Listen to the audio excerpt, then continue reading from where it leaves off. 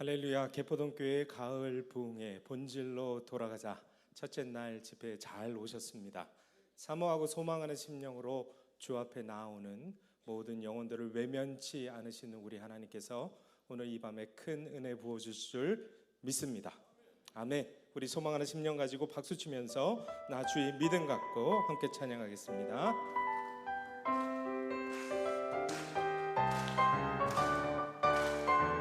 나 주의 믿음 갖고 찬양합니다.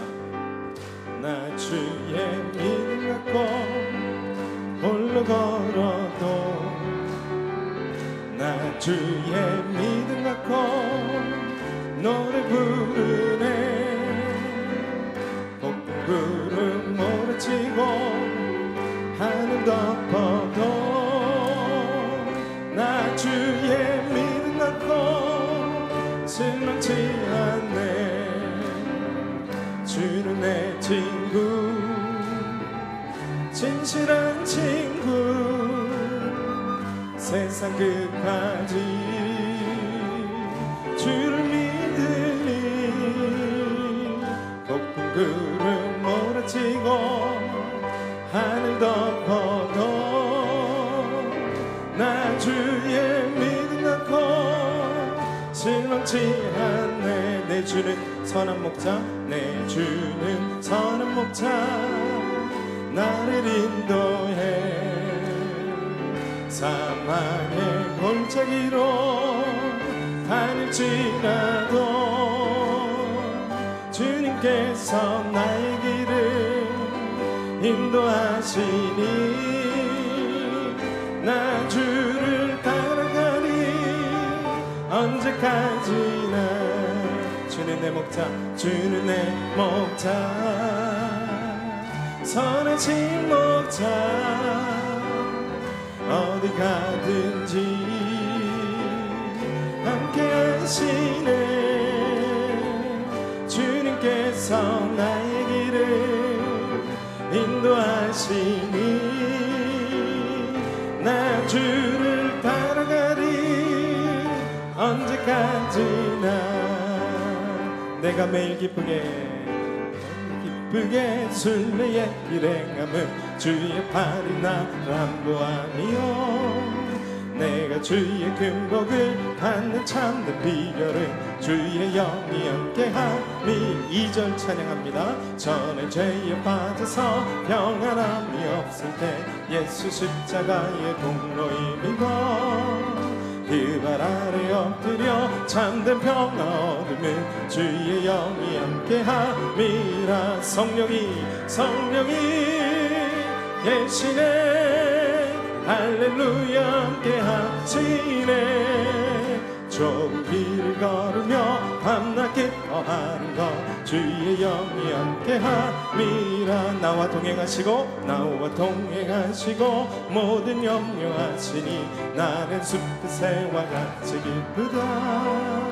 내가 기쁜 마음으로 주의 뜻을 행하면 주의 영이 함께함이라. 4절입니다. 세상 모든 욕망과 나의 모든 정욕은 십자가에 이미 못 쓰아갔네.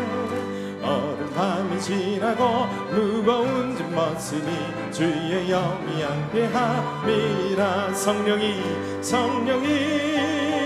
계시네. 할렐루야 함께하시네. 좁은 길을 걸으며 밤낮 기뻐하는 것 주의 영이 함께함이라. 성령이 계시네. 할렐루야 함께하시네. 좁은 길을 걸으며 밤낮 기뻐하는 것 주의 영이 함께함이라. 성령이 계시네.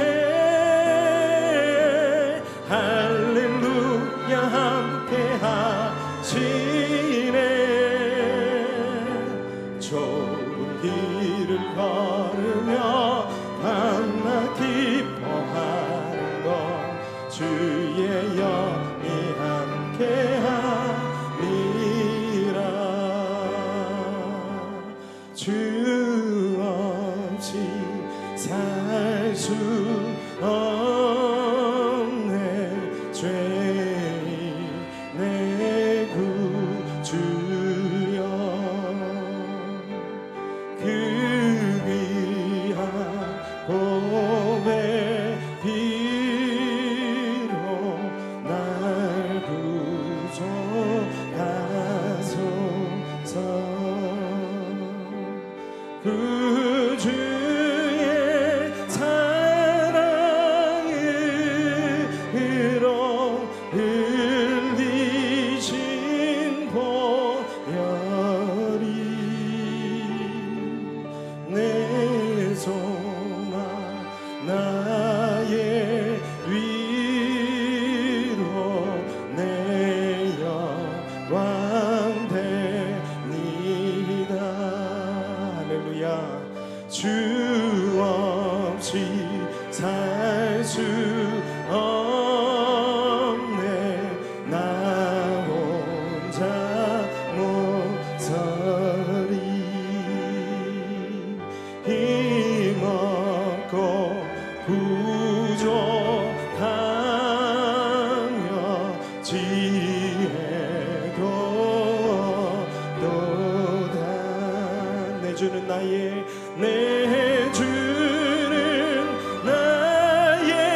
생명 또 나의 힘이라. 주님을 의지하여 지혜를 얻으리. 아멘. 주 없이 살 수 없네. 내 주는 아신다. 내 영의 깊은 간구 마음의 소원을 주밖에 나의 마음 네 알아주리요.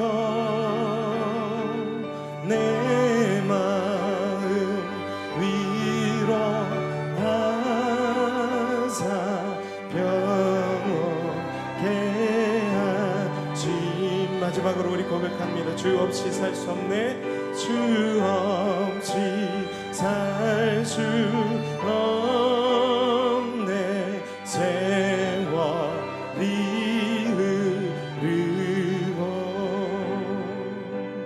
이 깊은 고독 속에 내 생명 끝나도 사나운 풍랑일 때 날 지켜주시니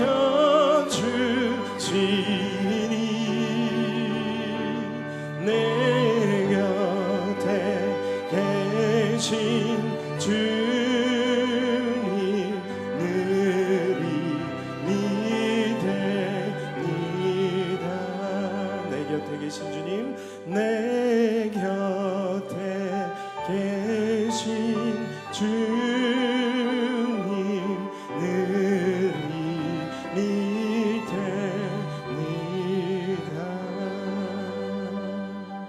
언제나 우리와 함께 하시는 하나님 아버지께 감사의 박수 올려드리겠습니다.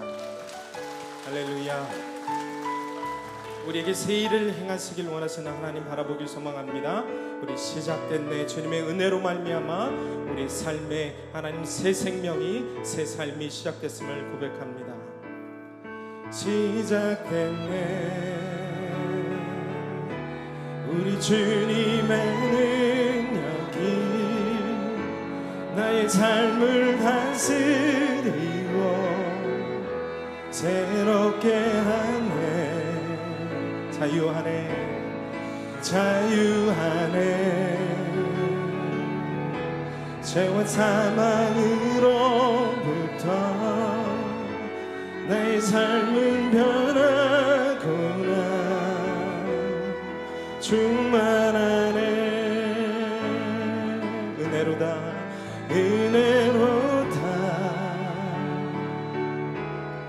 주의 은혜 한량없는 주의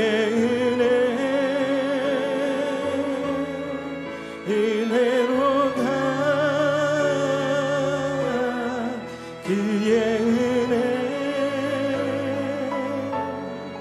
변함없는 진실하신 주의 은혜. 처음부터 한 번 더 찬양합니다. 시작됐네 우리 주님의 능력이 나의 삶을 다스리고 새롭게 하네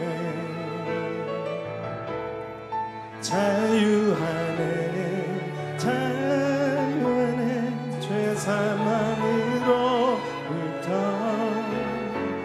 나의 삶은 변하구나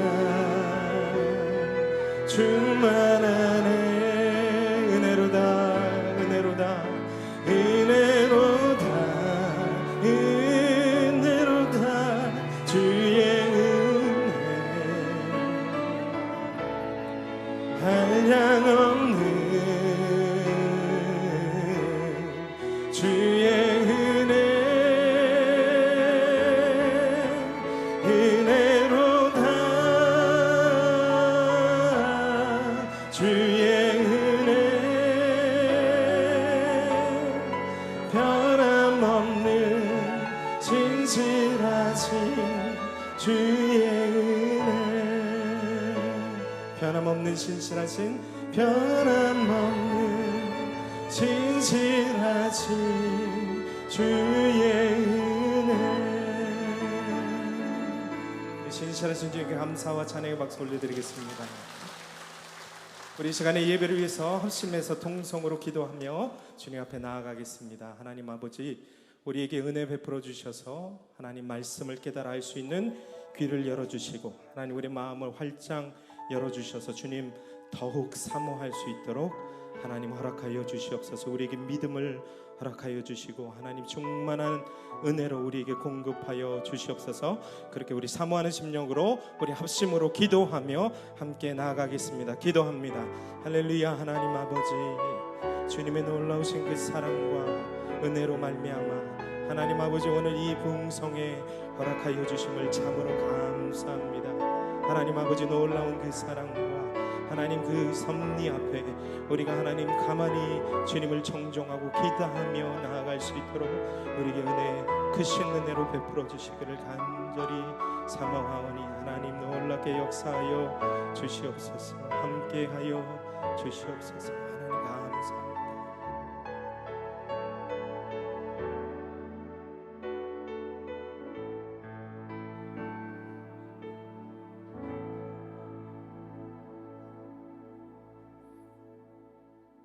하나님 아버지,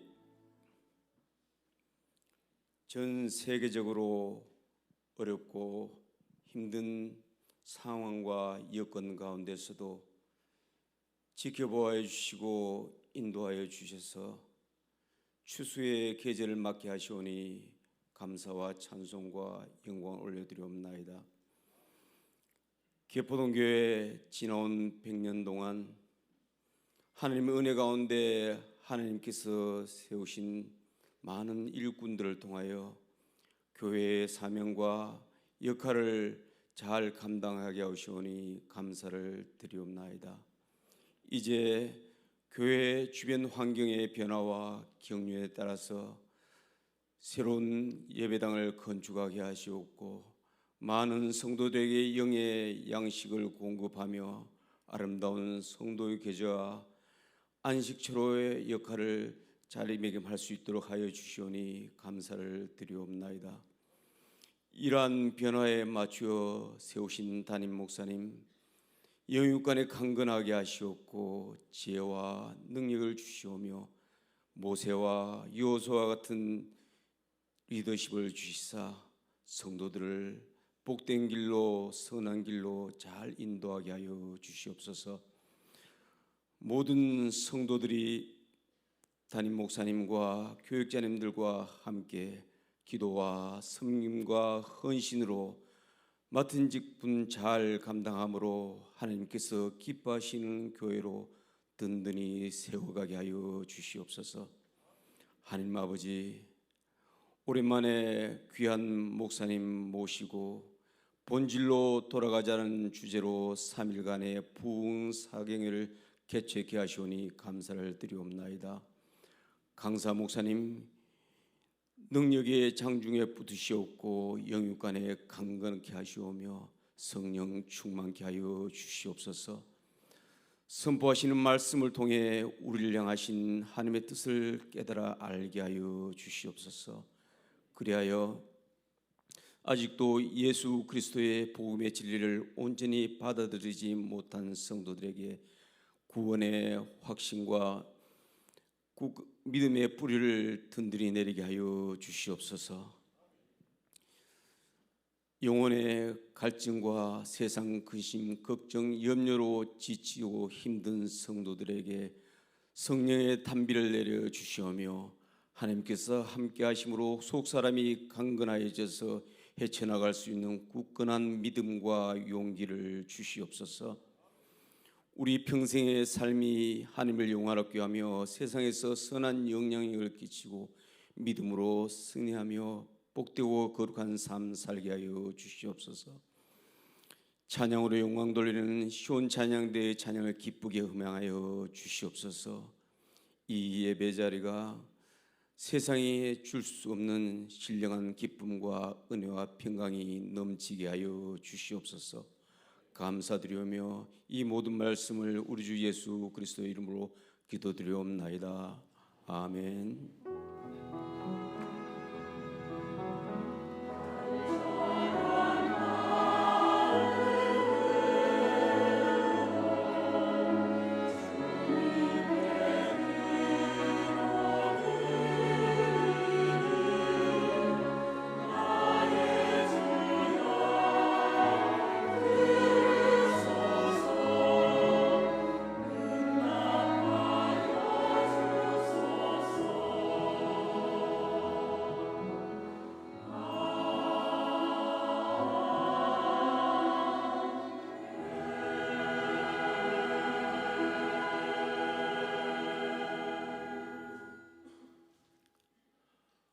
오늘도 하나님을 사모하는 은혜 자리로 잘 나오셨습니다. 우리 옆에 계신 분들하고 한번 인사하시면 좋겠습니다. 풍성한 은혜의 밤 되시기 바랍니다.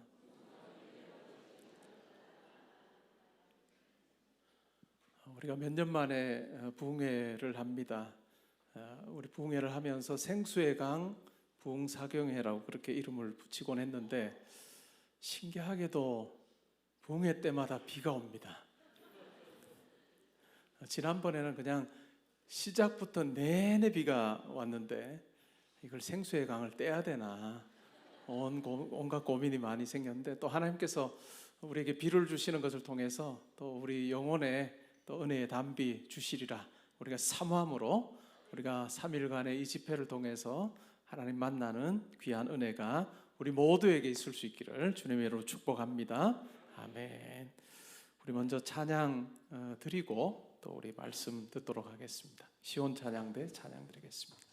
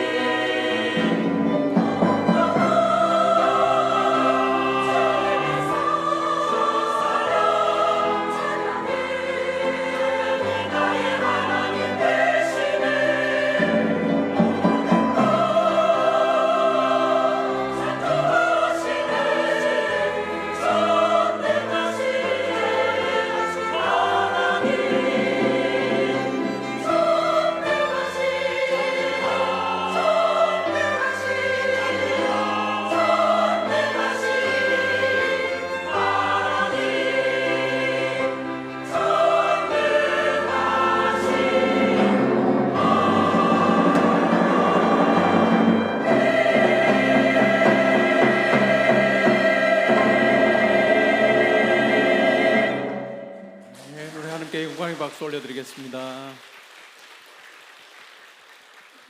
네, 감사합니다.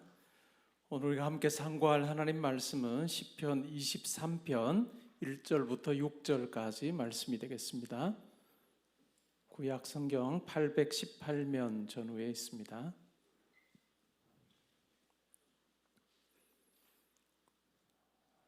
우리 한 목소리로 봉독하겠습니다. 함께 봉독하겠습니다. 여호와는 나의 목자시니 내게 부족함이 없으리로다. 그가 나를 푸른 풀밭에 누이시며 쉴 만한 물가로 인도하시는도다. 내 영혼을 소생시키시고 자기 이름을 위하여 의의 길로 인도하시는도다. 내가 사망의 음침한 골짜기로 다닐지라도 해를 두려워하지 않을 것은 주께서 나와 함께 하심이라. 주의 지팡이와 막대기가 나를 안위하시나이다. 주께서 내 원수의 목전에서 내게 상을 차려 주시고 기름을 내 머리에 부으셨으니 내 잔이 넘치나이다. 내 평생의 선하심과 인자하심이 반드시 나를 따르리니 내가 여호와의 집에 영원히 살리로다. 아멘. 강사 목사님 소개해 드리겠습니다. 현재 총신대학교 총장으로 섬기고 계십니다. 박성규 목사님이십니다. 학교로 오시기 전에 부산에 있는 부전교회에서 17년간 담임 목사로 잘 섬기셨습니다. 그리고 부전교회 가시기 전에 또 미국에 있는 한인교회에서 참 아름답게 목회를 잘 하셨습니다. 저는 지금은 총장님과 교수의 관계지만 학교에 오시기 전부터 참 제가 좋아했던 또 선배 목사님이시고 또 형님이십니다. 근데 작년부터는 또 총장님과 교수가 돼서 그렇게 지내고 있습니다. 모시기 힘든 참 좋은 목사님 모셨습니다. 우리 마음 활짝 열고 또 하나님께서 우리 목사님을 통해서 주시는 귀한 말씀 우리가 잘 받으면 좋겠습니다. 제목은 순복과 행복이라고 하는 제목입니다. 우리 목사님 나오실 때 할렐루야로 우리 환영하겠습니다.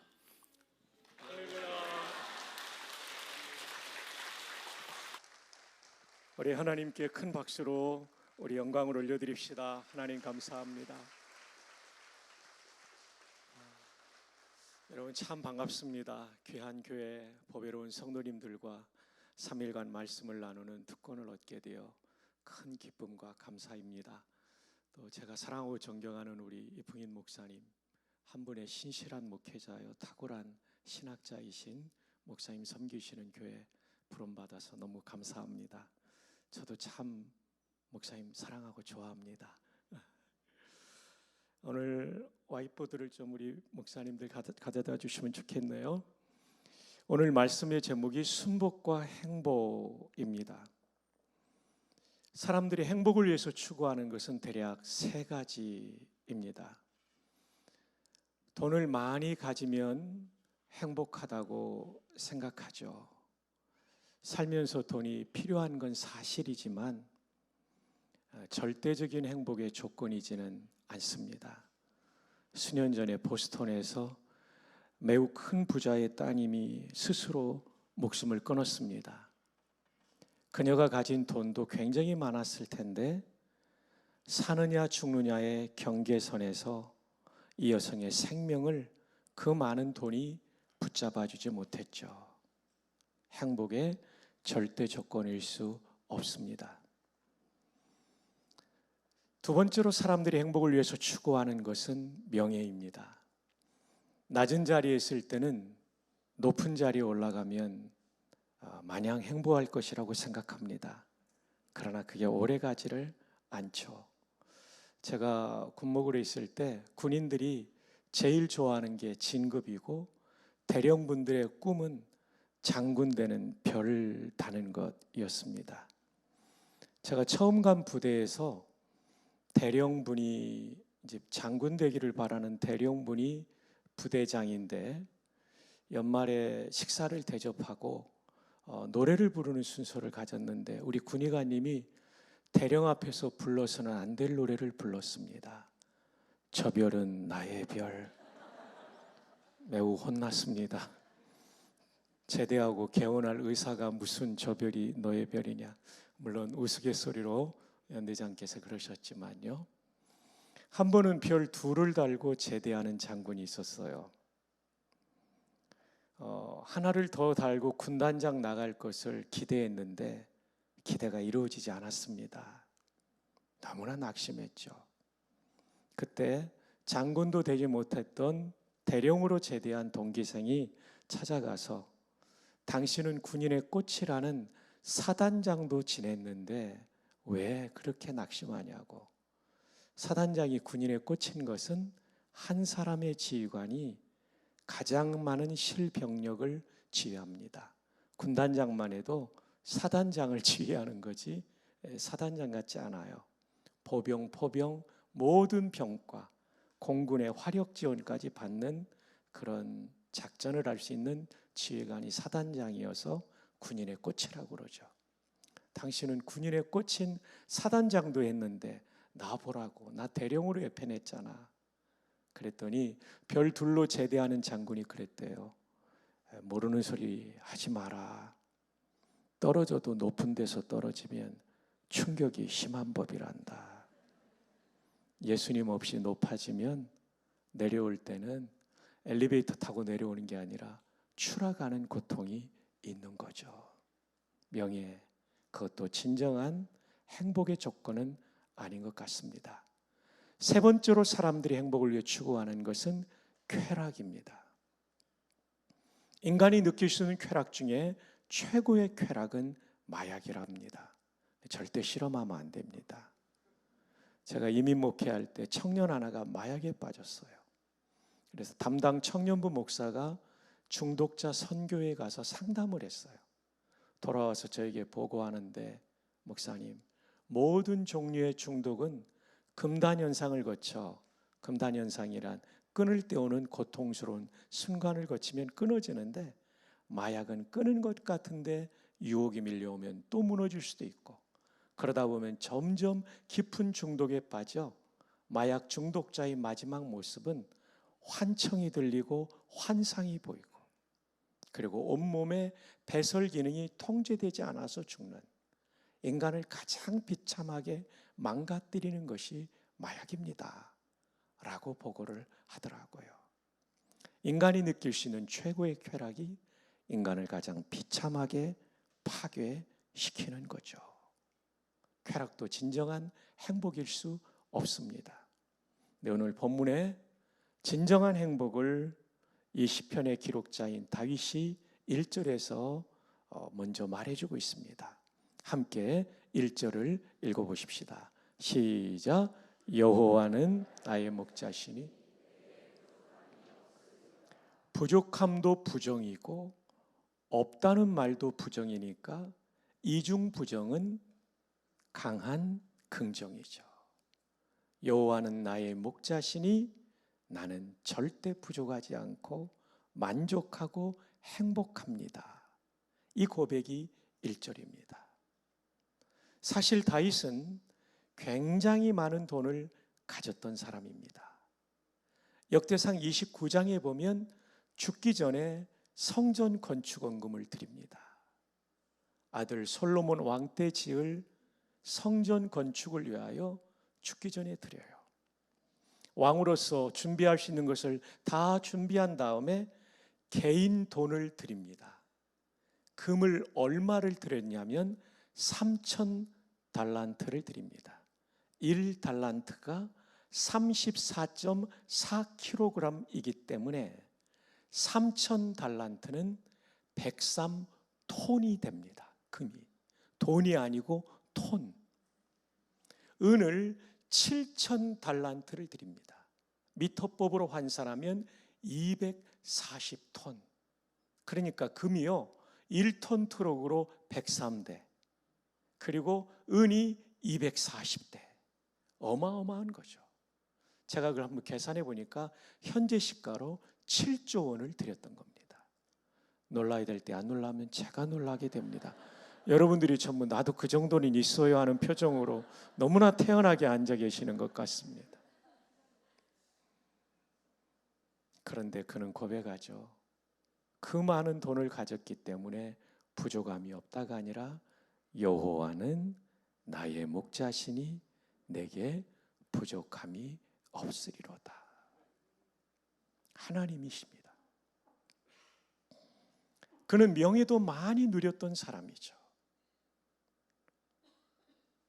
17, 18살 나이에 골리앗이라는 거인과 싸워 이겼기 때문에 전쟁 영웅이 되어서 돌아온 사람입니다. 왕이 된 다음에 수많은 정복 전쟁에 나가 그들을 복속시키고 조공을 받았던 전쟁 영웅. 구약에 보면 가장 넓은 영토를 가졌던 이스라엘의 왕은 다윗입니다. 솔로몬은 성전 건축에 도움을 줬던 두로왕 히람에게 갈릴리 북부의 20개 성읍, 20개 도시를 떼어주었기 때문에 사실상 이스라엘 역사의 광개토 대왕은 다윗입니다. 수많은 전쟁의 승리를 거두었죠. 그러나 그 명예 때문에 부족함이 없다고 고백하지 않습니다. 여호와는 나의 목자시니 내게 부족함이 없으리로다. 그는 왕으로 있는 40년 동안 좋은 음식과 좋은 옷과 수많은 비빈을 거느렸지만 쾌락 때문에 부족함이 없다 말하지 않습니다.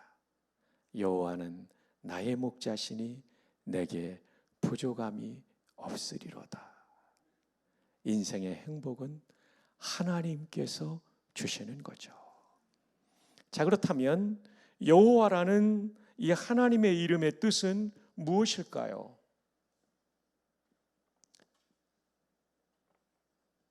히브리어는 오른쪽에서 왼쪽으로 씁니다. 이게 여호와라는 단어입니다. 이 여호와라는 단어를 히브리어 영어 원어 사전에 보면, BDB 사전이라는 사전에 보면 217쪽에서 218쪽에 그 뜻을 보여주고 있어요. 여러분, 이건 기말고사에 나오는 문제입니다. 첫 번째, 이스라엘 하나님의 고유한 이름. 고유한 이름, 프라퍼 네임이라고 되어 있어요. 우리가 하나님이라는 단어는 히브리어로 엘로힘이라고 하죠. 엘로힘 이렇게 씁니다. 엘로힘. 이 엘로힘은 우리가 믿는 하나님을 가리킬 때도 쓰는데, 또 하나는 이방신을 가리킬 때도, 이방신할 때 성경에 엘로힘이라고 사용됩니다. 그러나 여호와는 우리가 믿는 하나님께만 쓰는 고유한 이름입니다. 두 번째, 여호와의 뜻은 생명을 주시는 분, 라이프 기버라고 되어 있어요. 죽어가는 사람도 살리고 중환자실에서도 일으켜주시고, 몸뿐만 아니라 마음이 낙심이 되어서 절망 가운데 우울증에 빠지거나 자살하려고 하는 사람도 여호와 하나님을 만나면 라이프 기버이신 하나님이 생명을 주시는 줄로 믿습니다. 세 번째, 절대적인 분, The Absolute One입니다. 우리 모두는 상대적이죠. 나보다 약자 앞에서는 강한 자 같아요. 그러나 나보다 강자 앞에서는 약자입니다. 근데 우리 하나님은 누구에게도 약자가 아닌 절대 강자이기 때문에 그분이 해결하지 못할 문제는 하나도 없습니다. 절대적이신 분, 이것이 바로 여호와라는 하나님의 뜻입니다. 네 번째로는 영원히 사시는 분, ever living의 하나님. 영원히 사시는 분. 저는 10살 때 아버님이 돌아가신 그런 슬픔을 알고 있고요. 돌아가실 때 정말 가정 경제가 기울어서 너무너무 가난했어요. 그때부터 어머님이 새벽기도 나가셨어요. 그리고 다녀오시면 6남매의 외아들인 제 머리부터 안수기도 했어요. 지금 날씨는 괜찮은데 추운 겨울날 걸어갔다 걸어오셔서 안수기도 하면 정말 고통스러웠어요. 자다가 번쩍 깼던 막 그랬던 기억이 납니다. 어떤 날 울면서 하시면 눈물이 막 얼굴에 떨어지는 겁니다. 근데 어머님이 그렇게 기도해도 10년이 지나도 별로 가정 환경은 좋아지지 않더라고요. 20년이 지나도요. 30년이 지나 제가 40이 넘어가니까 그때부터 하나님께서 어머니의 기도를 응답하시더라고요. 재작년에 돌아가셨는데요. 작년에 제가 어머니 돌아가시고 꼭 1년 되던 때 총장에 당선이 됐어요. 5명의 경선 가운데. 하나님의 은혜고 많은 분의 도움을 또 우리 풍인 교수님께서도 많이 기도해 주시고 도와주셨는데, 그날 밤에는 잠이 잘 안 오는데 어머니 생각이 나더라고요. 어머니는 돌아가셨지만 그 어머님의 수많은 이 아들을 위한 기도를 들으신 하나님은 영원히 살아계셔서 저의 인생에 제가 설 수 없는 자리까지 인도해 주시는구나. 법외로운 성도 여러분, 이 예배당에서 여러분이 기도한 거, 여러분이 천국으로 이민 가도 자녀 손들에게 다 응답해 주실 줄로 믿습니다. 네. 5번째로는 스스로 존재하시는 분. 피조물이 아니십니다.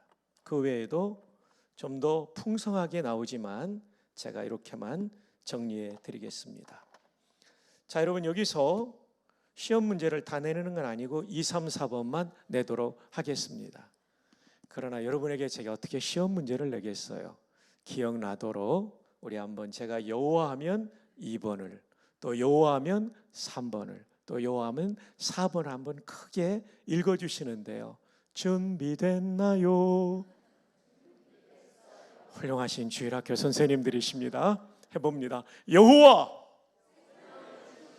아멘. 우리에게 생명을 꼭 주실 거예요. 영육간에 여호와, 아멘. 절대적인 힘으로 우리를 목자 되셔서 도와주실 거예요. 마지막으로 여호와, 우리는 떠나도 하나님은 우리 자녀들을 떠나지 않을 것입니다. 자, 이러고 보니까 1절이 이해가 되죠. 생명을 주시는 여호와를 나의 목자로 삼으니 부족함이 없는 거죠. 사울왕이 죽이려고 해도 죽을 수 없어요. 하나님이 생명을 주시니까. 그리고 절대적인 분이시니까 세상의 권력자가 죽이려고 해도, 사울왕이 죽이려고 하고 그 가드왕 아기스가 죽이려고 해도 죽일 수 없죠. 그리고 영원히 사시는 분이 육신의 아버지가 떠나도 다윗의 하나님은 영원히 살아서 목자 되셨기 때문에 인생의 황혼역에 23편을 쓰면서, 그래, 내 인생의 행복은 하나님 목자로 모시고 산 것이었지, 이렇게 지금 고백하고 있는 것입니다. 오래전에 유명한 자동차 산업도시인 디트로이트에 전해져 오는 일화가 있습니다. 자동차 산업도시에 정비사들이 얼마나 많겠어요. 그 도시에서 정비를 제일 잘하는 정비사가 추운 겨울날, 거기는 캐나다 접경 도시라서 정말 춥습니다. 눈도 많이 오는데, 눈이 펑펑 내리는데 차를 몰고 출근하다가 다운타운에서 엔진이 꺼져 버렸어요. 정비사니까 자신감 있게 나와서 후드를 젖히고 엔진 룸을 들여다보는데 이거 원인을 밝힐 수가 없는 거예요. 근데 지나가는 검은 세단이 멈추더니 노신사가 내려와서 제가 좀 도와드릴까요? 속으로 웃었어요.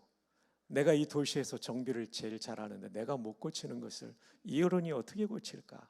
근데 예의상 한번 해보시죠 했더니 어른께서 몇 군데 부속을 만지고 시동을 걸라고 하니까 기가 막히게 부르릉하고 걸리는 거였어요. 깜짝 놀라서 선생님 누구십니까?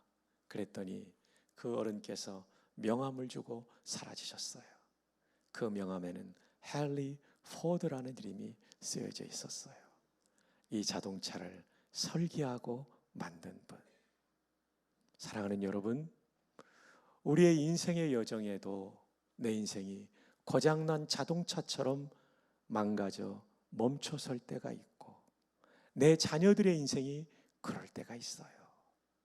주변에 수많은 사람이 정비사처럼 도와주지만 그들조차 도움이 되지 않을 때 우리를 고칠 수 있는 그분이 계십니다.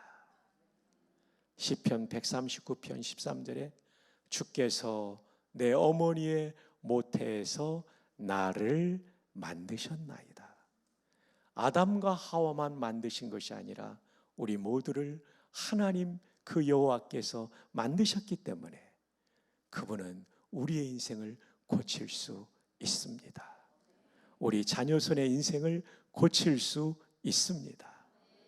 다윗도 망가졌던 때가 있죠. 근데 고쳐주신 거예요. 밧세바 사건, 인구조사 사건 고쳐주신 거예요. 그래서 일생을 주님 안에서 행복하게 살아가게 된 것이죠. 여러분 가운데는 이런 질문이 생길 거예요. 나도 하나님을 나의 목자로 모시고 사는데 왜 내게는 행복이 없는가? 정답을 말씀드린다면 목자가 아무리 좋은 분이라고 해도 순종하지 않으면 목자가 주는 행복을 누릴 수 없습니다. 얘들아 이쪽으로 가면 생수의 강이 흐르고 있단다. 순종하면 목마름이 해갈되지만 불순종하면 여전히 목마른 거죠. 얘들아 이쪽으로 가면 풍성한 푸른 꼬리 풀밭이 기다리고 있단다. 순종하면 배고픔이 해결되지만 불순종하면 여전히 배고픈 거죠. 얘들아 이쪽으로 가면 늑대가 나타난단다. 순종하면 찢기지 않지만 불순종하면 찢기게 돼 있죠. 얘들아 이쪽으로 가면 가파른 절벽이 있단다. 순종하면 실족하지 않지만 불순종하면 실족하게 돼 있죠. 그래서 좋은 목자 여호와 하나님을 내 인생의 목자로 모시는 구주로 믿고 영접하는 것도 중요한데 또 하나의 중요한 행복의 조건은 순종하는 것입니다. 기쁨으로 따라가는 건 순종이고 억지로라도 따라가는 건 복종입니다. 그래서 오늘 말씀의 제목이 순복과 행복. 진정한 행복은 순종, 복종할 때 주어집니다. 이번 사경회 동안에 그동안 성령께서 여러분의 마음을 자꾸 놓고 하신 순종하지 못했던 그 무엇이 있다면 순종 아니면 복종을 통하여 하나님의 뜻을 따라가다가 그분이 주시는 진정한 행복을 누릴 수 있기를 주님의 이름으로 축복합니다. 자, 이제 2절로 가봅니다. 여호와 하나님을 나의 인생의 목자로 모시고 순종 복종하면 행복한데 구체적으로 어떤 행복이 주어졌을까요? 2절을 함께 읽어봅시다. 시작. 그가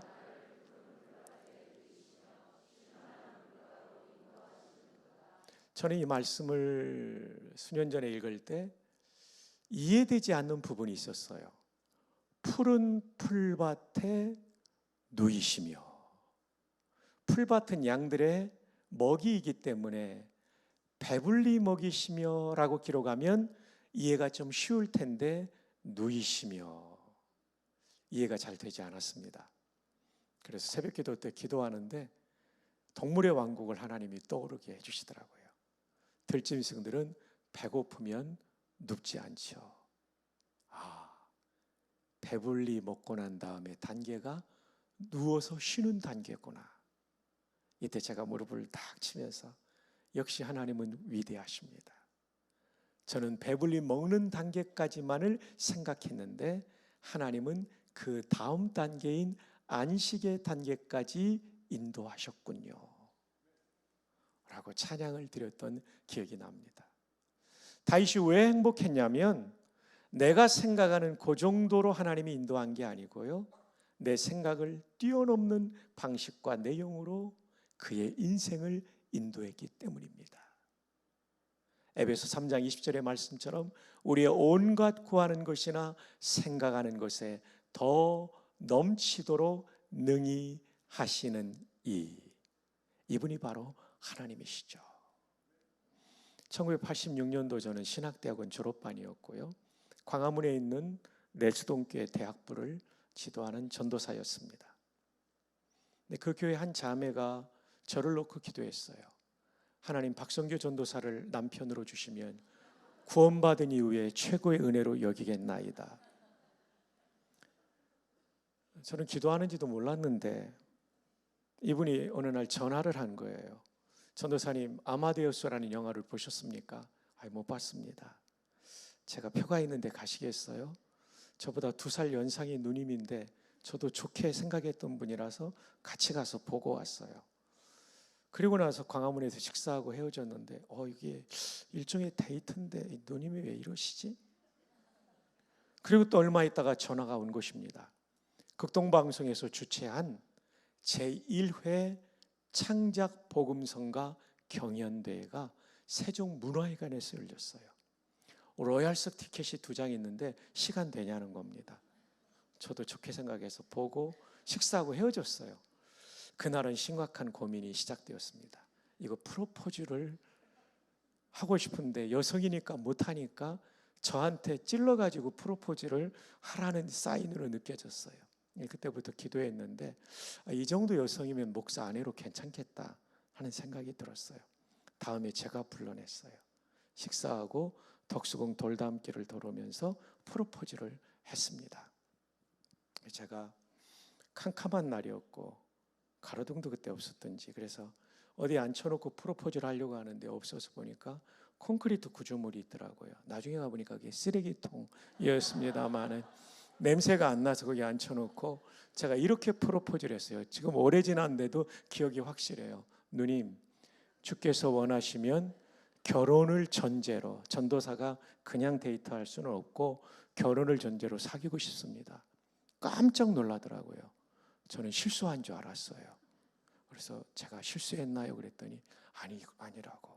그거 왜 놀라시냐니까 기도응답이 너무 빨리 와가지고. 그래서 이제 그 말뜻을 저는 다 이해 못했지만 기도응답 받았다고 하니까 저는 안심하고 이제 교제를 시작했는데 결혼에 살다 보니까 기질이 완전히 다른 거예요. 저는 이게 맞다 그러면 그냥 뛰어드는 사람이고요. 제 아내는 10번의 돌다리를 두드리고 가는 사람이에요. 그러니까 한 2달은 지나야 답이 올 줄 알았는데 한 달 만에 답이 오니까 놀란 거죠. 데이트가 시작됐습니다. 교우들이 광화문 쪽에 많이 사니까 거기서 데이트를 못했어요.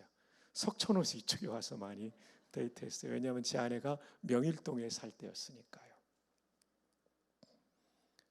이제 4월에 교제를 시작했는데 7월이 넘어가면서 확인이 서로 되고 양가 부모님 만나 설악받자 해서 8월 1일 날 정릉의 처남집에서 만났습니다.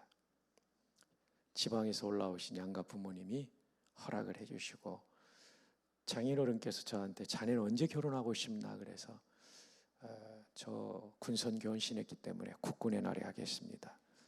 그래서 10월 1일로 그래서 8월 1일 날 10월 1일로 딱 한 61일 앞에도 결정을 했어요. 이제 헤어지고 어머님은 대전으로 가기 위해서 서울역으로 저희 둘이 배웅을 하면서 어머니 잘 가시라고 어머니 걱정을 하시는 거예요. 너 지금 신대원 마지막 등록금도 준비가 안 됐는데 10월 1일 날 무슨 수로 결혼할 거냐. 허락은 했다마는 어머니 저 하나님께 기도해서 받을 테니까 걱정하지 마시고 그날 오시면 됩니다. 준비는 제가 하나님께 받아서 할 겁니다.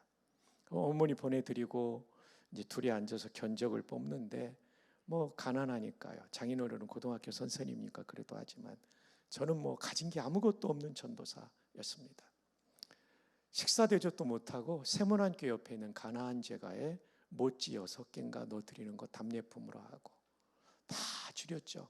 그때 마침 제주도로 막 신혼여행 갈 때인데 저희는 제주도 못 가고 하와이를 갔죠.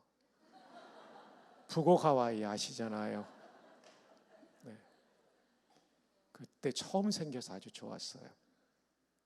여수 가서 하룻밤 자고 둘째 날은 처형집에서 자고 돈이 없어서 셋째 날 배 타고 통영 가서 창녕에 북옥하에 갔다가 자고 올라오는 코스였죠. 다 빼고 신랑이 준비할 건 결혼하고 6개월 후에 군목 가니까 처형집에서 6개월 살고 150만 원이면 결혼하겠더라고요. 그거 가지고 기도하는데요. 받아놓은 날이 얼마나 빨리 가는지 간절히 기도했죠. 30일이 지나니까 신부가 드레스값 신랑이 내는데 예약금 달라는데 그 돈이 없더라고요. 하나님, 전도사가 이 약속을 어기면 안 되고 안 되는데 정말 평생 이 은혜 잊지 않을 테니까 도와달라고. 그런데 그날 오후에 한 분이 찾아왔어요. 서울대 졸업하고 카이스트 석사과정하는 분인데 아버님이 주신 돈으로 주식을 했는데 배당금이 많이 나왔다는 거예요. 기도하다가 제 생각이 나서 갖고 왔다는 거예요. 너무 감사해서 축복 기도하고 그 형제가 가자마자 열어봤죠. 광화문은 산업은행 죄송합니다. 상업은행 수표 10만 원권이 20장이 들어있더라고요. 저는 150을 구했는데 200을 주신 거예요.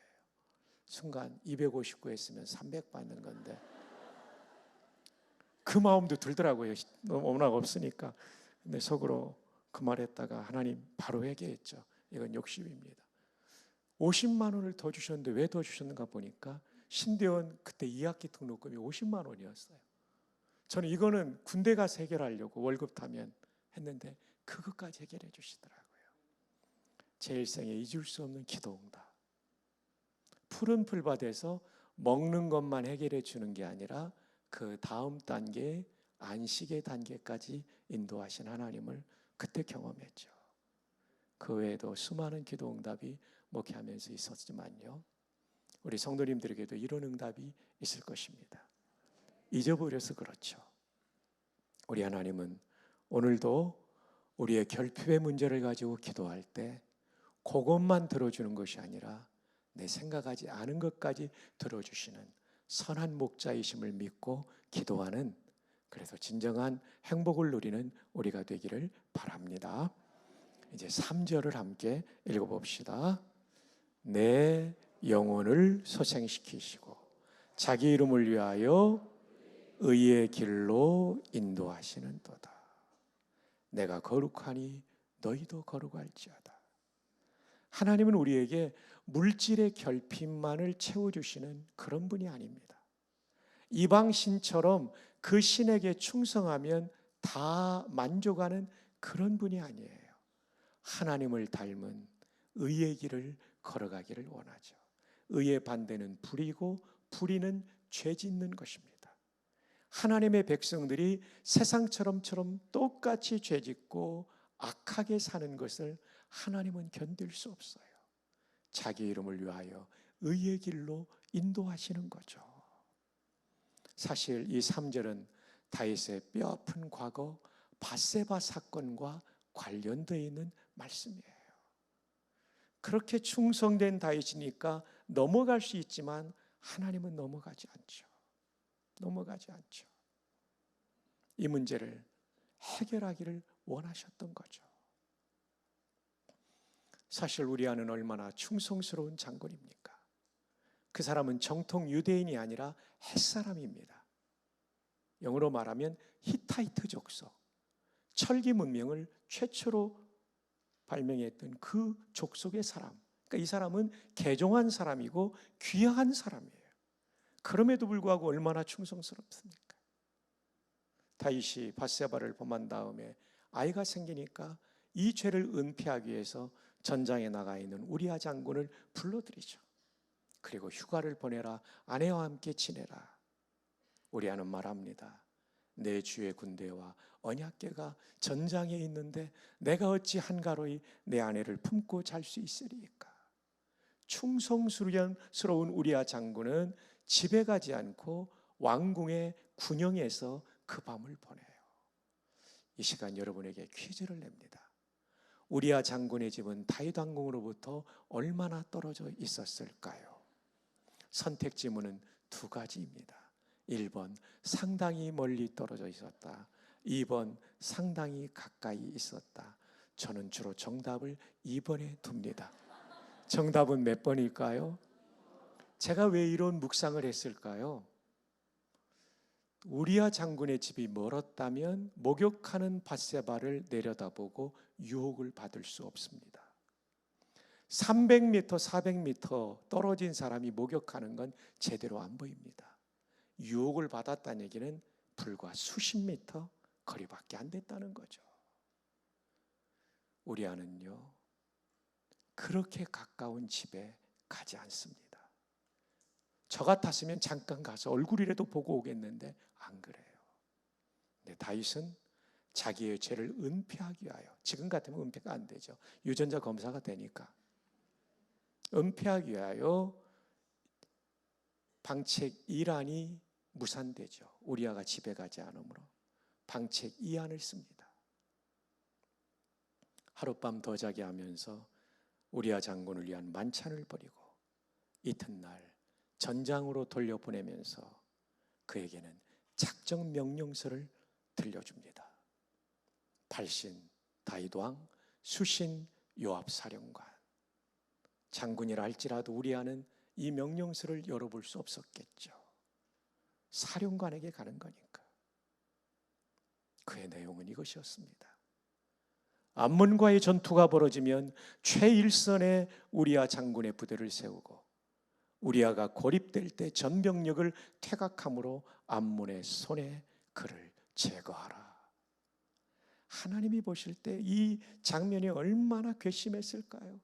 저렇게도 충성스러운 히타이트 출신의 계종한 귀한 장군, 다윗에게 목숨을 걸고 충성했던 이 장군을 죽이라는 명령을 그 손에 들려보내는 비열한 다윗의 모습.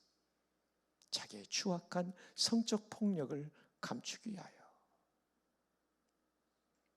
안타깝게도 우리아는 그대로 이루어져서 죽고, 우리아의 전사의 소식을 들은 다윗은 칼은 이 사람도 죽일 수 있고 저 사람도 죽일 수 있다는 말도 안 되는 얘기를 해버리죠.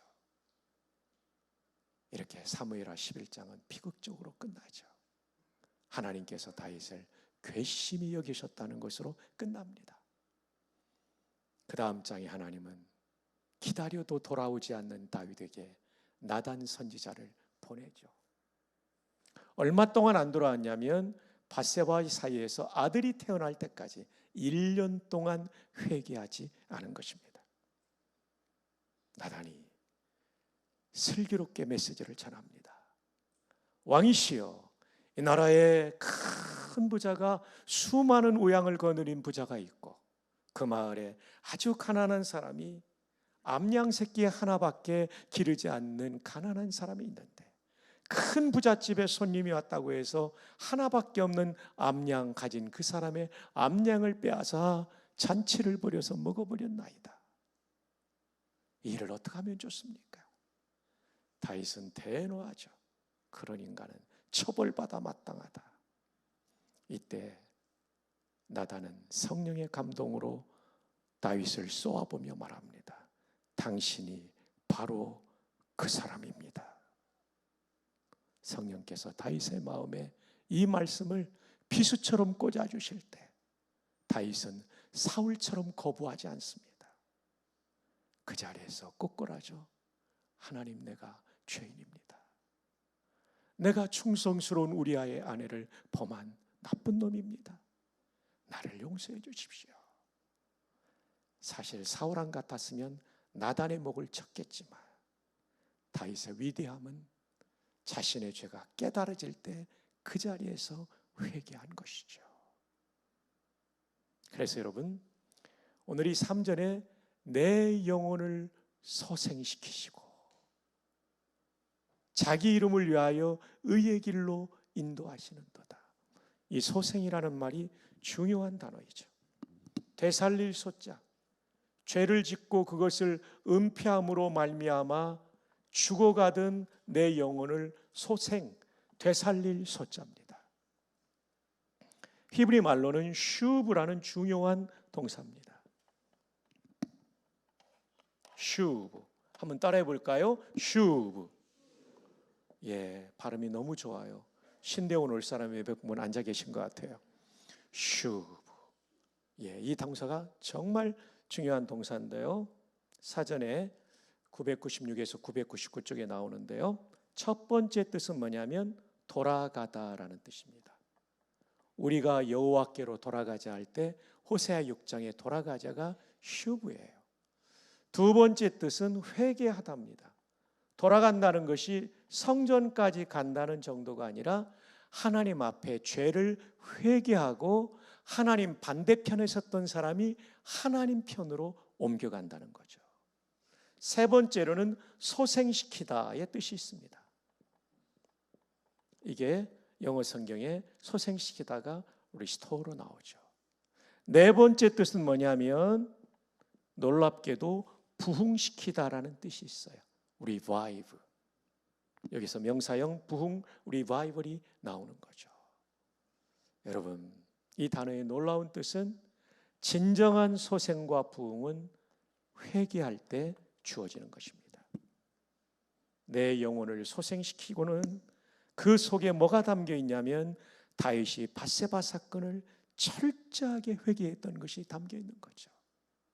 그래서 다시는 그딴 짓을 하지 않죠. 나이 들어 다윗의 몸에 체온이 떨어질 때 신하들이 미스 이스라엘 진 수냄 여자 아비삭을 데려다 주지만 절대 잠자리를 같이 하지 않죠. 그는 끝까지 회개, 방향 전환한 이 자세를 지키는 겁니다. 법에 오신 성도 여러분, 이번 사경회를 통해 여러분들께서 하나님 앞에서 해결해야 될 문제가 있어요. 누구도 모르는 나만이 아는 죄가 있어요. 그 죄를 휴브, 회개해야 돼요. 그거 묵혀두면 여러분의 영혼과 인생을 파괴할 수 있어요. 진정한 행복은 죄를 품고 살면서 돈 많이 버는 게 절대 아니라는 걸 기억하셔야 돼요. 하나님은 불의한 부자를 기뻐하지 않습니다. 불의한 명망가를 기뻐하지 않습니다. 여러분의 사회적 지위가, 여러분의 뱅크 어카운트가 어땠든지 모르지만 그런 거 아무 상관없이 하나님 앞에 하나님이 죄라고 하는 것을 철저하게 회개하는 휴브의 은혜가 있기를 바랍니다. 그럴 때 거기에서 진정한 행복, 부흥을 경험하게 될 것입니다. 부디 이 말씀을 마음으로 꼭 받아들이십시오. 하나님이 기뻐하지 않는 것을 회개하고 돌이킬 때 시편 23편이 말하는 여호와는 나의 목자시니 내게 부족함이 없으리로다. 우리도 인생의 황혼역에 이 노래를 부를 수 있을 것입니다. 자, 이제 4절을 함께 읽어볼까요? 4절 다 함께요. 내가 해를 두려워하지 않을 것은 주께서 나와 함께 하심이라. 주의 지팡이와 막대기가 나를 안위하시나이다. 내가 사망의 음침한 골짜기로 다닐지라도. 이것은 시편이기 때문에 수사학적인 표현이 아닙니다. 실제 상황이었습니다. 골리앗과의 전투에 나갈 때 사망의 음침한 골짜기였죠. 전쟁에서 이기고 돌아오니까 여인들이 사울은 천천히요, 다윗은 만만이로다. 다윗이 물리친 병력이 더 많다. 왕보다 더 칭찬을 받으니까 사울 왕이 질투심이 발동하여 다윗을 죽이려고 단창을 2번이나 던지죠. 도망가니까 다윗 한 사람을 잡기 위하여 3,000명의 병력을 2번이나 출동시키죠. 사망의 음침한 골짜기입니다. 도저히 이스라엘 국내에서는 피할 길이 없으니까 팔레스타인 땅으로 도망가죠. 가드로 도망갑니다. 하필이면 가드, 골리앗의 조국이었죠. 이자가 골리앗을 죽은 자니이다. 그래서 가드 왕이 죽이려고 하니까 미친 사람 흉내를 내면서 목숨을 구걸했던 다윗, 사망의 음침한 골짜기. 왕이 된 다음에는 아들이 또 반역을 일으키죠. 그 이름이 뭐죠? 압살롬. 얘는 이름이 안 좋아요. 아버지도 살인할 놈입니다. 본래 압살롬은 평화의 아버지라는 뜻인데 반역의 괴수가 되어버린 아들. 그 칼을 겨누고 한밤중에 예루살렘 다윗성을 향해 쳐들어올 때 한밤중에 눈물로 기드론 시내를 지나 감람산을 넘어 피난길에 올라야 했던 다윗, 사망의 음침한 골짜기를 걸어갔던 사람이었습니다. 근데 놀라운 고백이 나오죠. 내가 사망의 음침한 골짜기로 다닐지라도 해를 두려워하지 않을 것은 누가 함께 하심이라? 주께서 나와 함께 하심이라. 선한 목자는 사망의 음침한 골짜기에서도 우리 손을 놓지 않고 꽉 붙잡고 인도해 주시는 거죠. 왜냐하면 우리가 하나님 앞에 너무너무나 대단히 소중한 존재이기 때문입니다.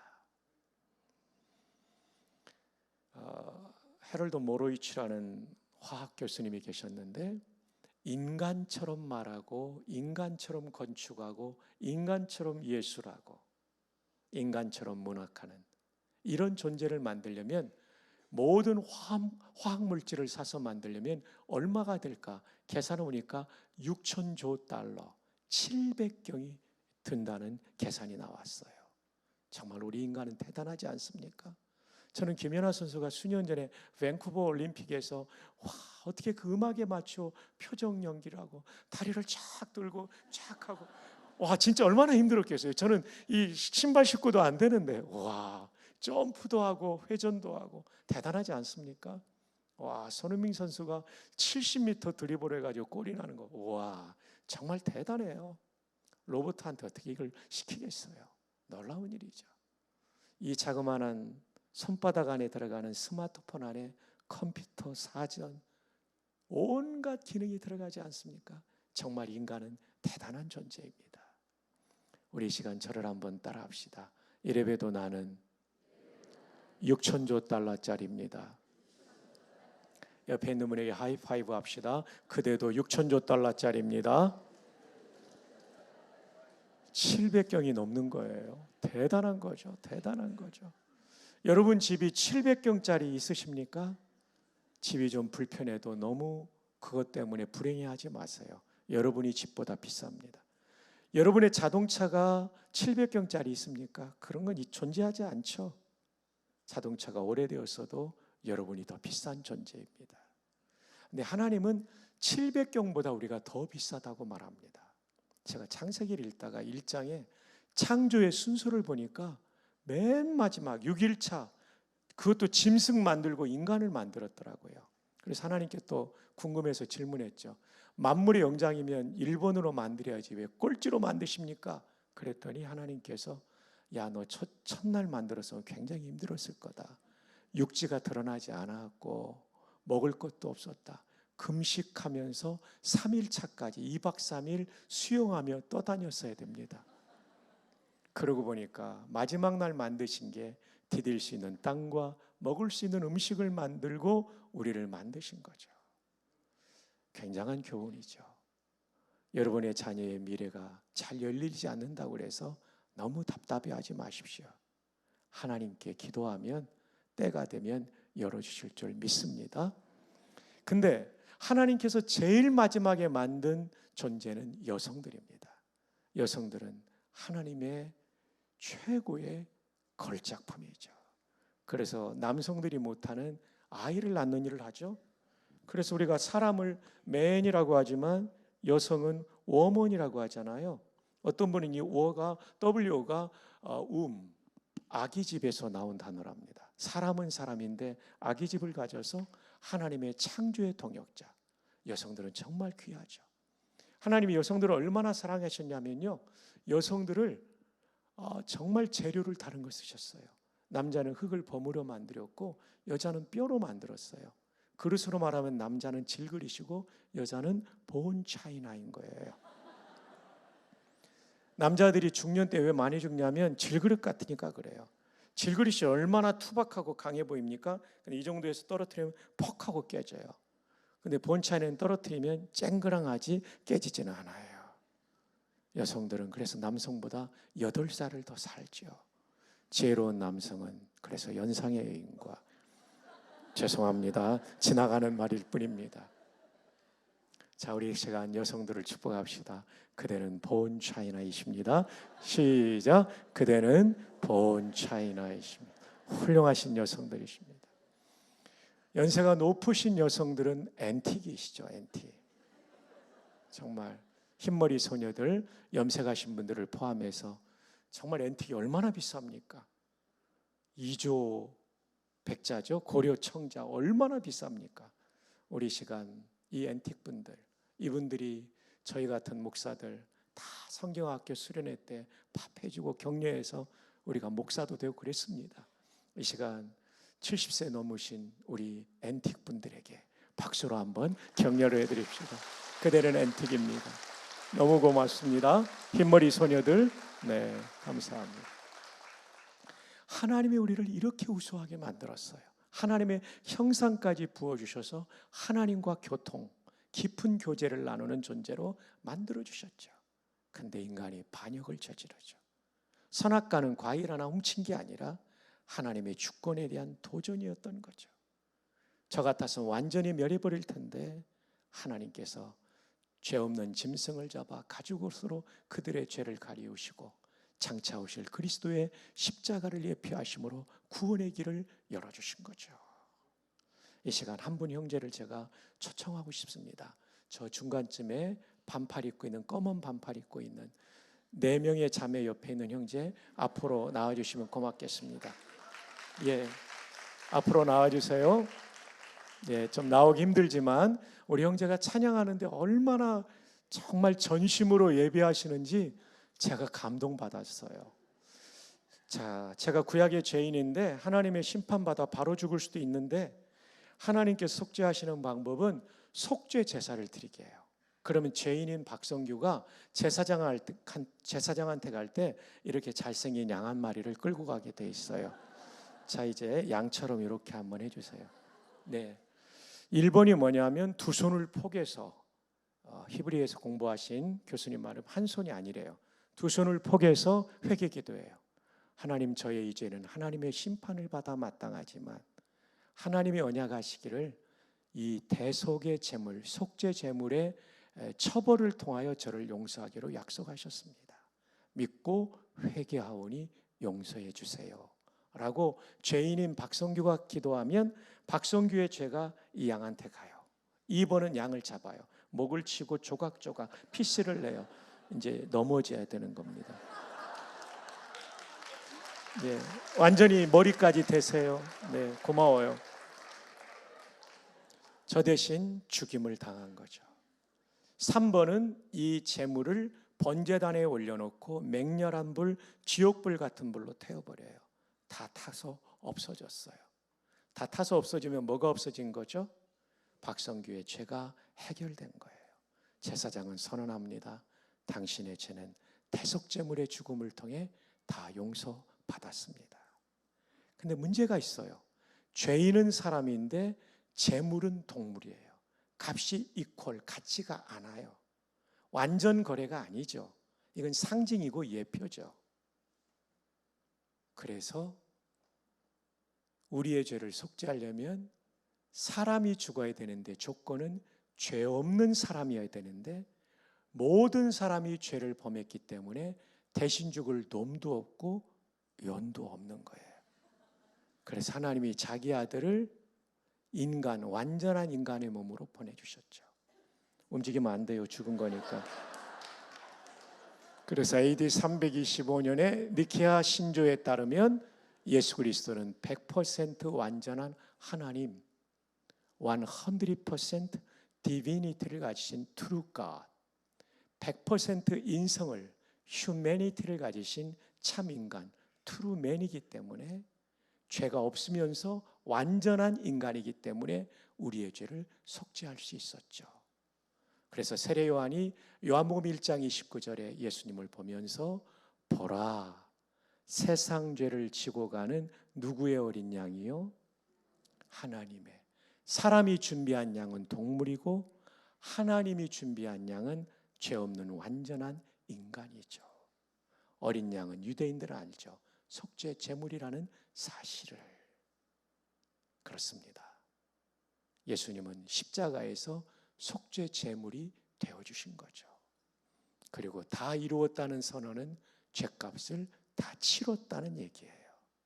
십자가는 그래서 우리에게 복음이 되는 것입니다. 오늘 형제가 예수님의 죽음을 이렇게 보여준 건데 제가 너무 고마워서 커피값을 준비해 왔어요. 일어나세요. 고생하셨어요. 허가 한번 할까요? 고맙습니다. 지금 몇 학년이세요? 저 1학년입니다. 대학입니까? 총신대학 신대원 다니. 고맙습니다. 죄송합니다. 제가 이렇게 우리 귀한 원우님을 못 알아뵈서 미안합니다. 네, 감사합니다. 어쩐지 예배 자세가 너무 좋았어요. 네, 감사해요. 그 11조 이번 주에 하고 쓰세요.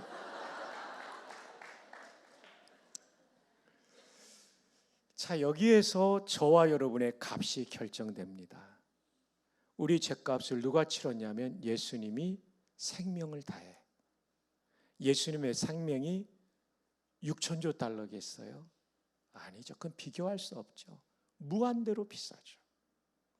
에베소 교회 장로님들에게 바울 사도께서 그렇게 말하죠.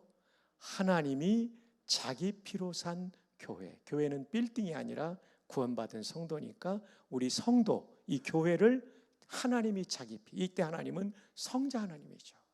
그러니까 우리는 어마어마하게 비싼 존재예요. 사실 700경이라는 것도 놀라운 고백이죠. 옛날에 어떤 과학자는 몇십 달러로 계산하기도 했잖아요. 그것도 귀하지만 그런데 하나님은 그것에 만족하지 못해요. 정말 우리는 존귀한 존재. 네, 정말 귀합니다. 예수님 생명만큼 무한대로 비쌉니다. 그래서 시편 16편 3절에 땅에 있는 성도는 존귀한 자들이니 나의 모든 즐거움이 그들에게 있도다. 미안하지만 성도가 아니면 대통령도 대법관도 아니라는 거죠. 성도가 존귀해요. 자, 이 시간 옆에 있는 분 한번 남의 아내가 아니라면 본인 아내라면 꼭 안고 또 동성은 안고 이성은 하이파이브로 그대는 너무나 비싼 존재입니다. 시작. 그대는 너무 아름다우세요. 부군께서 너무 아름답게 하셨어요. 저는 악수만 했으면 뭐라고 하려고 했는데 정말 우리 비싼 존재들이에요. 땅에 있는 성도는 존귀한 자들이니. 그렇기 때문에 우리 성도들이 고난을 이기는 비결은 하나님이 나를 얼마나 귀하게 여기셨는가 이거거든요. 그리고 여기시고 있는가 이겁니다. 이거 의지하면 우리는 어떤 고난도 이길 수 있어요. 하나님이 여러분을 존귀하게 여기시고 그 아들까지 바치셨기 때문에 절대로 여러분의 인생을 포기하지 않습니다. 다윗이 지금 그것을 노래하고 있는 거죠. 우리보다 더 힘들게 살았던 사람이 다윗입니다. 죽을 고비를 수없이 많이 넘었고 친구의 배신 뭐 말도 못하죠. 압살롬 반역에 친구가 붙어버리잖아요. 얼마나 힘들었어요. 저도 목회할 때가 있었는데요. 안수 집사님 한 분이 사업이 누군가의 배신으로 망해버리니까요. 부도나니까 안수 집사님인데도 나쁜 생각이 들더래요. 그래서 잠자리에 잘 때 그랬대요. 하나님 오늘 밤 저 잘 때 데려가 주세요. 더 못 살겠어요. 그런데 그분이 신방을 통해서 위로받고 새벽에 기도하러 나오면서 용기가 생기고 다시 일어나고 시간이 지나니까 회복이 되더라고요. 그 전만큼은 아닐지라도 회복이 되더라고요. 그래서 여러분 이 자리에도 정말 내 인생이 여기서 끝나는 것 같다 생각하는 분이 계실 거예요. 절대 끝이 아닙니다. 우리가 미국에서 식사하다 보면 부인들이 그러잖아요. 중간쯤 코스 요리를 내오다가 포크 내려놓지 마세요. 최고 메뉴는 아직 안 나왔어요. Save your fork. The best is yet to come. 최고 메뉴 아직 안 나왔어요. 여러분, 여러분의 인생의 최고 메뉴는 아직 안 나왔습니다. 인생 포기하지 마세요. 포기는 어려울 때 취할 성도의 태도가 아니라 배추를 세는 단위일 뿐입니다. 우리 옆에 있는 분에게 하이파이브 합시다. 당신은 너무나 소중합니다. 하나님이 책임져 주십니다. 네, 이거 우리 꼭 사절을 통해서 기억할 수 있기를 바랍니다. 그래서 행복한 거예요. 여호와는 나의 목자시니 내게 부족함이 없으리로다. 나 잘 될 때만 따라다니신 분이 아니라 사망의 음침한 골짜기도 따라가시고 마침내 그 상황을 역전시키신 하나님. 이제 5절에 또 나오죠. 5절을 함께 읽어볼까요? 시작.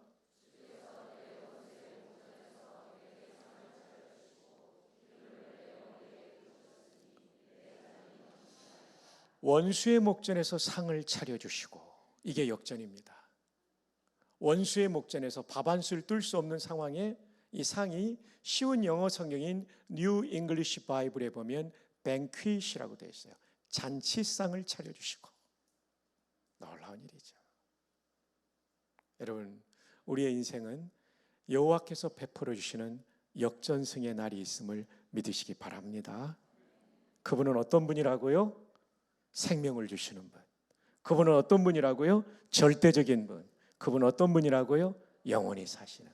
그분이 내 목자시면 반드시 원수의 목전에서 잔치상을 차려주시는 은혜도 주실 수 있습니다. 그 여호와를 의지하십시오. 그분 손 붙잡고 가시고, 그분 음성 따라가시고. 기름을 내 머리에 부으셨으니, 팔레스타인의 목자들의 가장 힘든 것 중에 하나는 작은 파리가 양의 코 속에 들어가 알을 낳아 놓으면 이 유충이 자라면서 가려우면 돌뿌리 나무뿌리 긁다가 이 시원하지 않으면 부딪히다가 상처 입으면 이 환홍이 돼서 양들에게 질병이 될 수 있는 심각한 경우, 이게 죽음에 이르기 때문에 이걸 해결해야 되는데 날아다니는 파리를 다 잡을 수 없기 때문에 기름을 부어놔요. 그럼 날개째 다던 파리가 다 걸리죠. 긴 혀를 뽑아서, 저는 너무 짧죠, 이 파리를 잡아먹죠. 평안을 누리는 거죠. 신앙생활에도 공중의 권세 잡은 악한 영들이 우리를 유혹합니다. 분노를 가지고, 미움을 가지고, 사울이 걸렸던 질투심을 가지고, 다윗이 걸렸던 음란과 성폭력의 문제를 가지고 우리를 끊임없이 공격합니다. 이것은 우리의 결단도 필요하지만 더 강력한 힘이 필요해요. 성령의 기름 부으심이 필요한 줄 믿습니다. 이번 집회에 담임 목사님과 함께 기도할 때 여러분 간절히 기도할 것, 성령님 제 마음에 충만하게 임재해 주셔서 악한 영이 공격하는 분노와 미움과 질투와 성적인 타락의 유혹을 이기게 하여 주시옵소서. 이것이 우리의 기도되고, 그래서 진짜 행복한 우리 모두 되기를 주님의 이름으로 축복합니다. 자, 이제 마지막 6절 함께 읽겠습니다. 시작.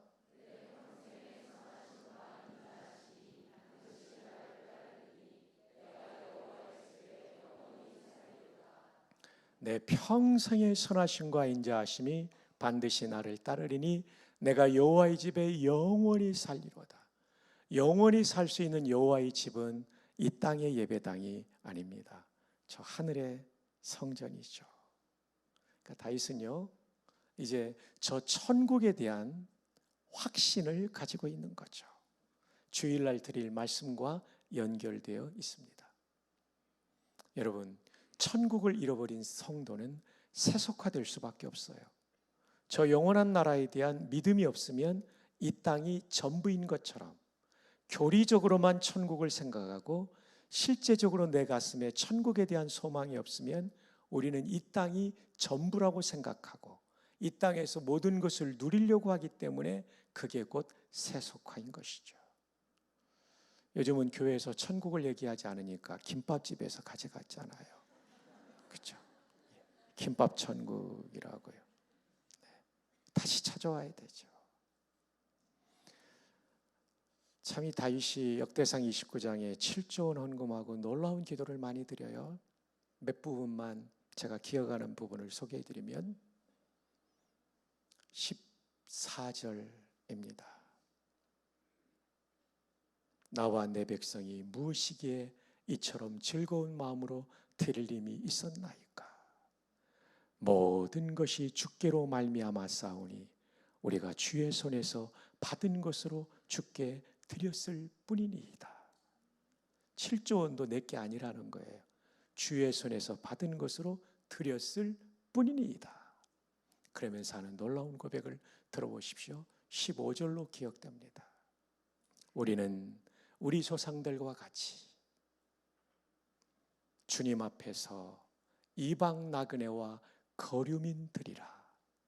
세상에 있는 날이 그림자 같아서 희망이 없나이다.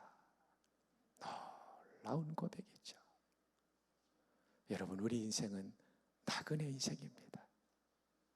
그림자 같은 인생입니다. 언제 사라질지 모르는 인생이에요. 영원한 삶은 사실 저기에 있고, 이 땅에 살려둔 이유는 하나님의 뜻을 이루기 위해 사는 거지, 세상 사람들처럼 성공이 목표가 아닌 거죠. 우리는 섬김이 목표고 하나님의 뜻을 이루는 게 목표죠. 우리는 우리 조상들과 같이 주님 앞에서 이방 나그네와 거류민들이라. 세상에 있는 날이 그림자 같아서 희망이 없나이다. 우리 하나님 여호와여, 우리가 주의 거룩한 이름을 위하여 성전을 건축하려고 미리 저축한 이 모든 물건이 다 주의 손에서 왔사오니 다 주의 것이니이다. 정말 다윗의 소망은 저 하늘나라에 있었던 거죠. 주일날 구원에 대한 문제를 최선을 다해 제가 여러분에게 나누게 될 것입니다. 여러분, 구원의 확신을 가지고 천국을 소망할 때 우리는 진짜 행복하게 살 수 있습니다. 사람은 3번의 인생을 살아갑니다. 첫 번째로는 엄마 뱃속, 두 번째로는 지상생애, 세 번째로는 영원한 생애입니다. 엄마 뱃속에서 나올 때 따뜻하고 포근한 이곳을 떠나 어디로 갈까 두려웠지만 나와보면 더 밝고 찬란한 지상생애가 기다리고 있는 거죠. 그러나 유산되면 이 지상생애를 누리지 못하는 거죠. 첫 번째 생애는 준비하는 생애입니다. 두 번째 생애도 준비하는 생애입니다. 예수님을 구주로 믿고 하나님의 자녀로 태어나면, 이 세상을 떠나면 더 밝고 찬란한 천국에서 눈을 뜰 줄 믿습니다. 그러나 하나님의 자녀로 태어나지 못하고 영적으로 유산되면 어두운 지옥에 떨어지는 거죠. 법외로운 성도 여러분, 예수님을 구주로 믿으셨다면 여러분은 분명히 천국에서 눈을 뜰 줄 믿습니다. 이 나라를 소망하며 이 땅에서 살아야 돼요. 여기가 전부가 아니라 저기 가서 하나님 앞에 받을 평가를 생각하며 한 걸음 한 걸음 그림자 같은 인생이지만 하나님이 기뻐하시는 걸음을 걸어간다면 우리는 진정 행복한 일생을 살아가게 될 줄 믿습니다. 이제 말씀을 맺습니다. 오늘 말씀의 제목은 순복과 행복입니다. 진짜 행복은 어디 있느냐? 먼저는 여호와 하나님을 목자로 모셔야 되죠. 사실은 삼위일체 하나님이죠. 요한복음 10장에는 예수님이 나는 선한 목자라고 했으니까. 그리고 요한복음 14장과 17절에 성령님이 보혜사가 되셔서 우리 곁에서 인도하시니까 역시 목자이시죠. 삼위일체 하나님을 목자로 모시고 중요한 것은 순종, 복종하는 겁니다. 그동안 순복하지 못했던 것 이번 집회 동안에 순복하기를 주님의 이름으로 축복합니다. 우리의 결핍의 문제를 가지고 기도할 때 푸른 풀밭에서 눈든 단계까지 우리를 인도해 주실 줄로 믿습니다. 하나님 앞에 범죄한 것이 있다면 진정한 회개를 하게 될 때 우리는 부흥을 경험하게 될 줄 믿습니다.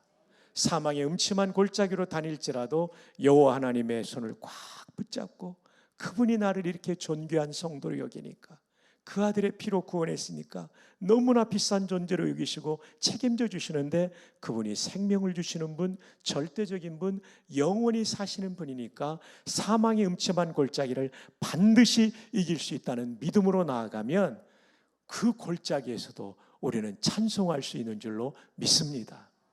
이 행복, 그리고 5절에 역전의 은혜, 성령의 충만함을 통하여 악한 영의 공격을 이기는 이 영적인 승리의 행복을 누리시며, 더 나아가 저 영원한 천국에 대한 확신 때문에 이 땅을 사명감을 가지고 살아가는 진정한 행복이 보배로우신 우리 성도님들에게 꼭 있기를 주님의 이름으로 축복합니다.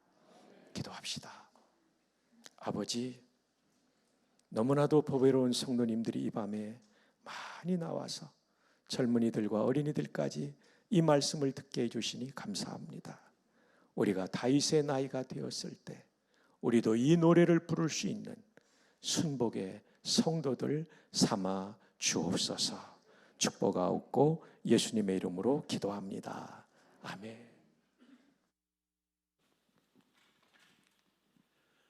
예, 귀한 말씀 우리가 참 우리 마음에 새기게 되고 또 나도 이렇게 살아야 되겠구나 하는 귀한 다짐 하게 해주신 귀한 은혜의 시간이었습니다.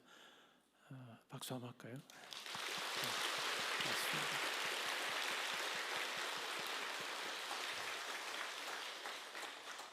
우리 목사님의 삶을 보아도 하나님께서 인도하시는 것은 참 신기하다 하는 생각이 들 때가 많습니다. 부산에서 수천 명 모이는 교회 담임 목사로 17년을 그렇게 사역을 했습니다. 3년만 있으면 이제 원로 목사가 되는 그때 또 하나님께서 또 학교 총장으로 부르신 거죠. 총신대학교는 우리 교단의 아주 중요한 학교입니다. 학부에서는 기독교 지도자를 양성하는 그와 같은 곳이고, 또 우리 신학대학원은 우리 교단의 목회자를 배출하는 곳입니다. 그러니까 우리 교단의 교회의 목회자는 다 총신신대원을 나와야 됩니다.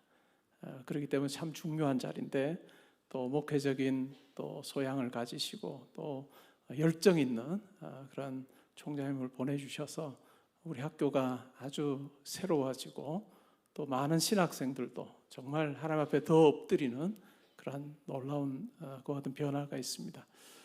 여러분들이 개인적으로 기도하실 때 또 우리 앞서 섬기신 우리 총장 위해서 기도해 주시고, 또 우리 교단 목회자를 배출하는 총신대학교를 위해서도 기도해 주시면 감사하겠습니다. 우리 오늘 들은 말씀, 우리 받은 말씀 가지고 우리 묵상하기 전에, 기도하기 전에 우리 먼저 찬양 드리고, 이것이 내 고백입니다 하는 고백으로 주가 보이신 생명의 길 나 주님과 함께 우리 찬양 드리고 기도하고 목사님 나오셔서 축복하시겠습니다.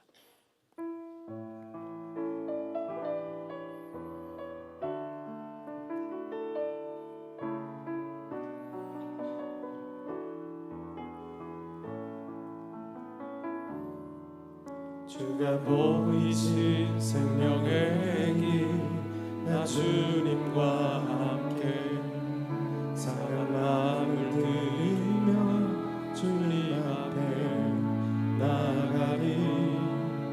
나의 의로움이 되신 주 그 이름 예수, 나의 길이 되신 이름 예수.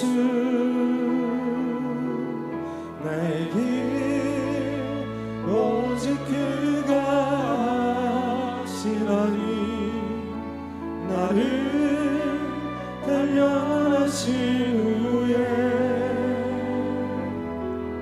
내가 정금 가질지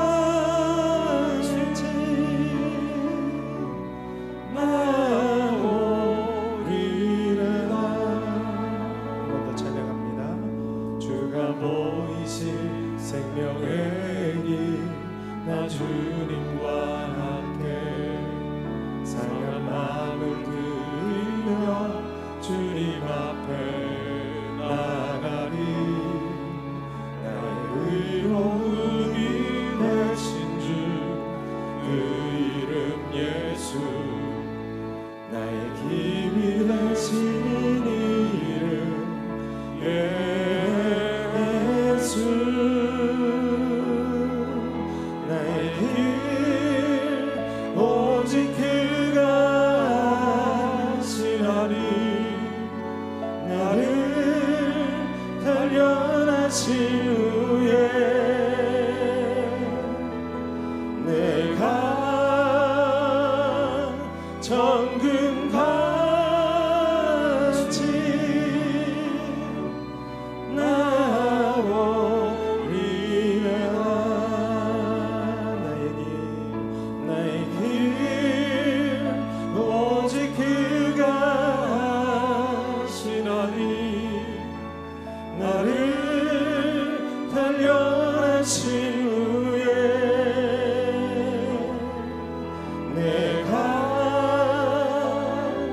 정금같이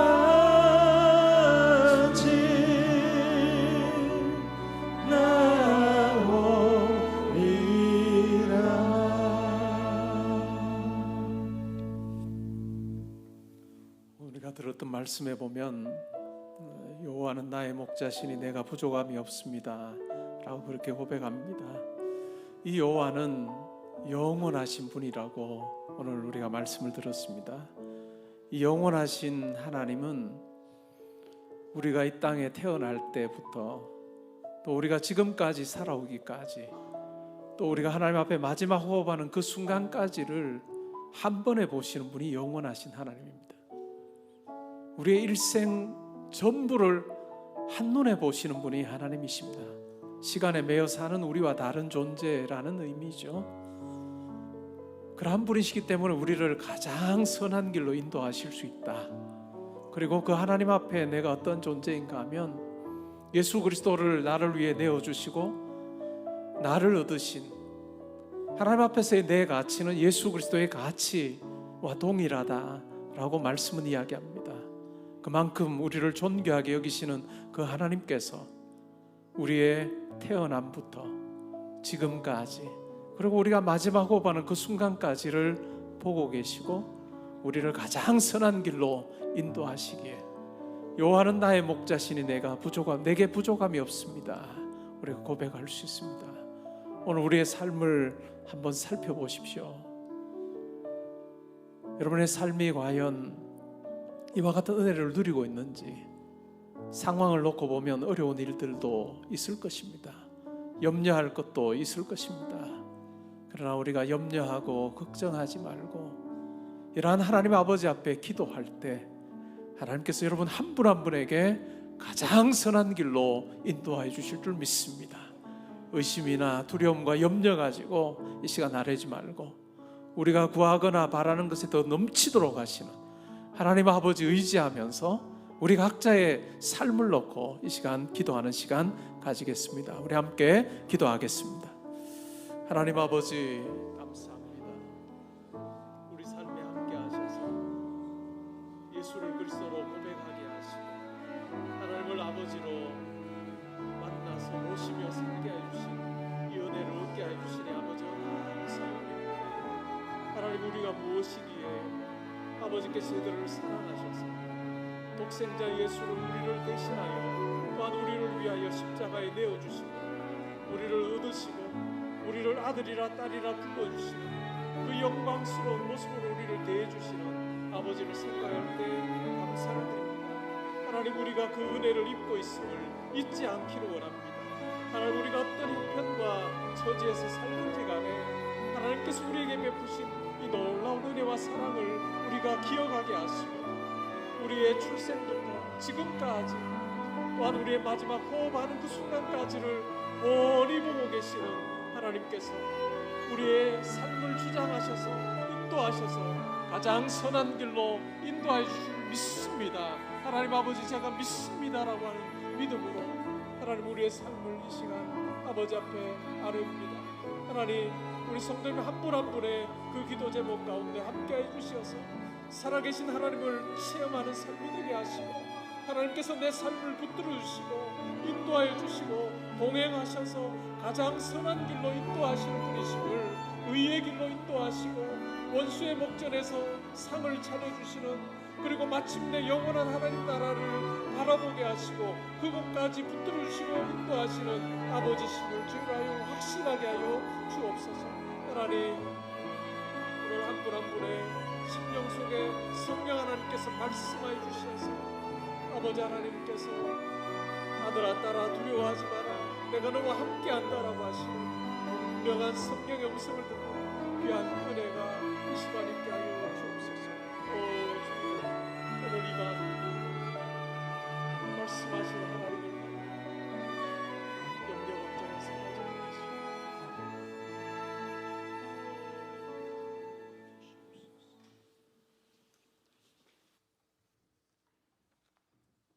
이제는 우리의 선한 목자 되신 구주 예수 그리스도의 은혜와 아버지 하나님의 크고 놀라우신 사랑하심과 보혜사 성령님의 교통인도 충만하신 은사가 삼위일체 하나님께 순복함으로 하나님이 주시는 진정한 행복을 누리며 하나님께 영광 돌기로 다짐하는 모든 성도들 머리머리 위에 지금부터 영원 무궁토록 함께 있을지어다.